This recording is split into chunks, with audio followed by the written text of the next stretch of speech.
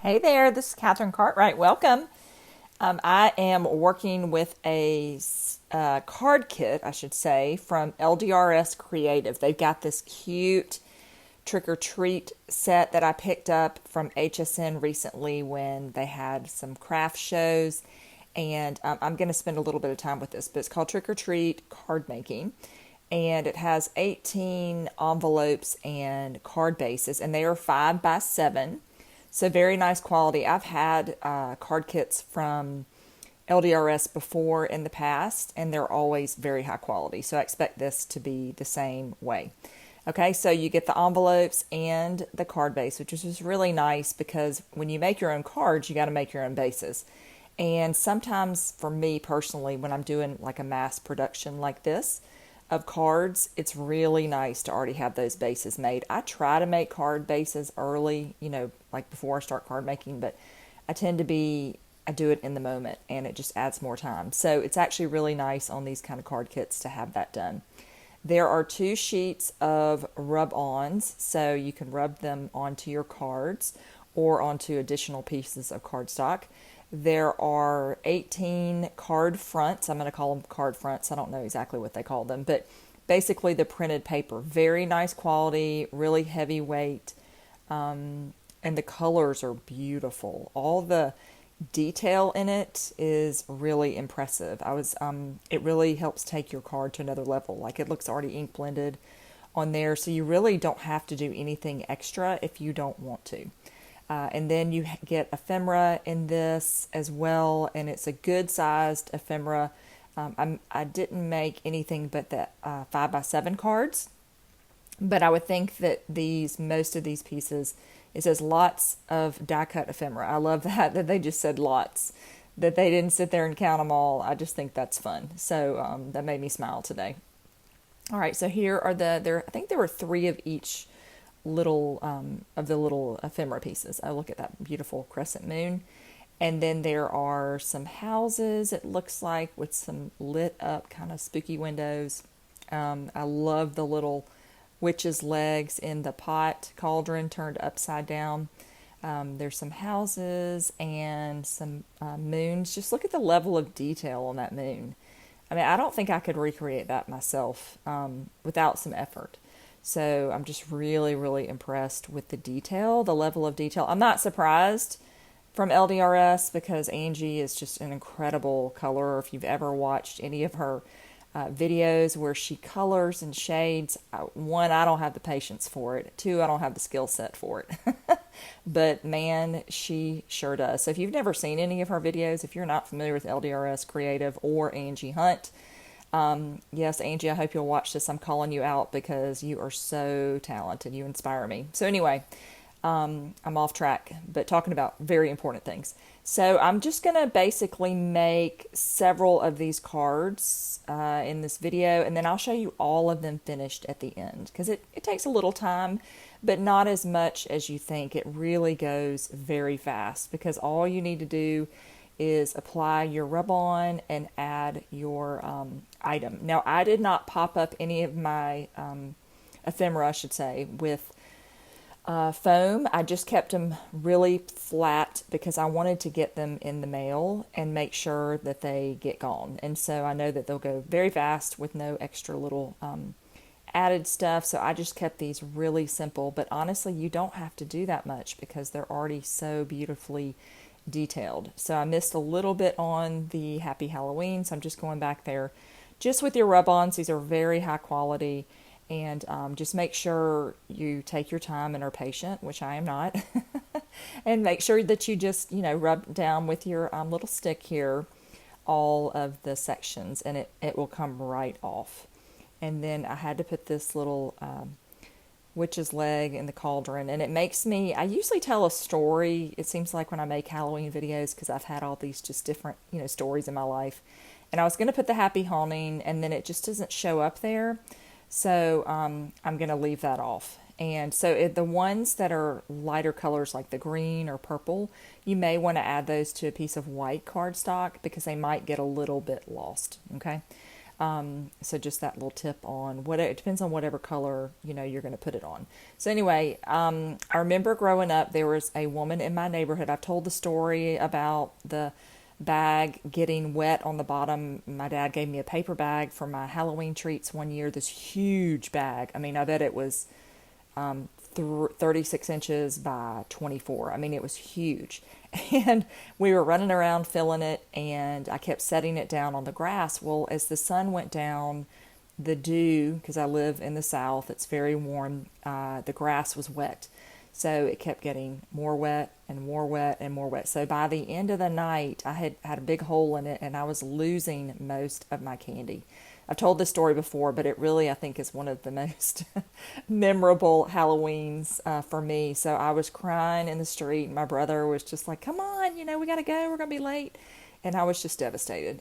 So I lost a lot of candy that year. And I recently went to like a big box store, and they had a lot of these really cute baskets and stuff that people can use, and all I had was a paper bag. So just every time I see stuff like that at Halloween, it makes me laugh. And I had somebody comment on my channel that they used a pillowcase, and I thought that is genius, because nothing's gonna affect that pillowcase. You could fill that thing full. So anyway, that's a hot tip if you're looking for something. Don't use paper like I did.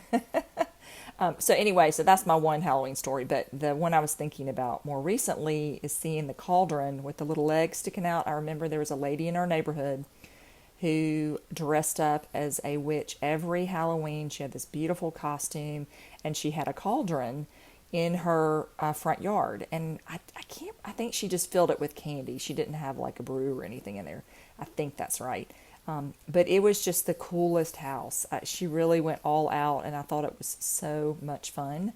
My mom actually has a big steel pot. I guess it kind of looks like a cauldron. I'm assuming that's the name. I'm using the right name, I think.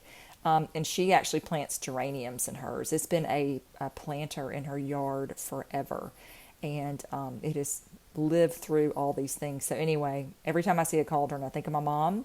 But then I also think about this lady in my neighborhood growing up. So that's one of my Halloween stories. But man, she really put it on. And she may have made like popcorn balls too, something like that, some kind of homemade treat. I know people don't really give out homemade treats anymore, but it was something that she made for her kids in the neighborhood. So it's just really sweet. All right, so I put these adorable little ghosts back to what I'm here for, besides sharing Halloween stories. And I'm using some of this, I think it's Pops of Color, I think is what you call it, from scrapbook.com, just to add a little bit of glitter on there and a little shine. I love to do that when I have things like this. Just, everything can have a little bit of bling, I think. And y'all know I don't love loose glitter because it gets everywhere, but when it's in a glue like this or a Stickles, that I can definitely get on board with. Okay, so I'm moving on. I really love this background. I don't know, I know they're not going to make another kit of this, but I would love to see a paper pad with some of these patterns in them. They're just so beautiful. Particularly this one I really loved, that you could ink blend around maybe with some purple or some orange if you wanted to kind of take it to another level, although it's really got so many details on there. And then of course I had to use the boo on here, and I missed a little spot in the middle. A little tip on rub-ons, if you haven't used them, I tend to be, I'm a messy crafter, and you need to keep it in place. I mean, it sticks, but if you start moving it around or get really kind of, rubbing that stick really hard like me, you can sometimes move the paper and it will kind of tear your little rub-on. So just be careful. Don't be like me. And then I added that little spider up there at the top, which is so cute. Okay. So again, these are coming together so quick and easy. And I think this set too would be adorable for little children. I don't find it very scary, and if that is a concern, very cute, but not too cutesy, very elevated. And I think kids would love to do this. And one, because the images are large. And so you're not working with a bunch of little tiny pieces. you've got some nice big elements here in the ephemera to handle. And so I think for kids, this would be a great set. Or if you had grandchildren that you knew were going to come around to visit before Halloween, y'all could make some little Halloween cards together. I think that would just be so fun. Okay, I don't have grandkids yet, and I'm not quite ready for grandkids yet, but I do start thinking about ideas for grandchildren because my kids are grown now. And when I go into the craft stores, and now I'm going for different things instead of crafts, really, because I'm looking for napkins or maybe a little something for my tabletop or something like that. I'm not really shopping for crafts anymore for children, which makes me kind of sad this time of year. But anyway, so I put your Spooktacular onto the moon of this one with one of my rub-ons, and I love the three little pumpkins. They're just so cheerful. They've got a nice little smile, and they have some great shading, and I really love this purple background too. Just absolutely gorgeous. Okay, so I've shown you how quick and easy they go together. Here are the rest of them. I'll show you all of them, the 18.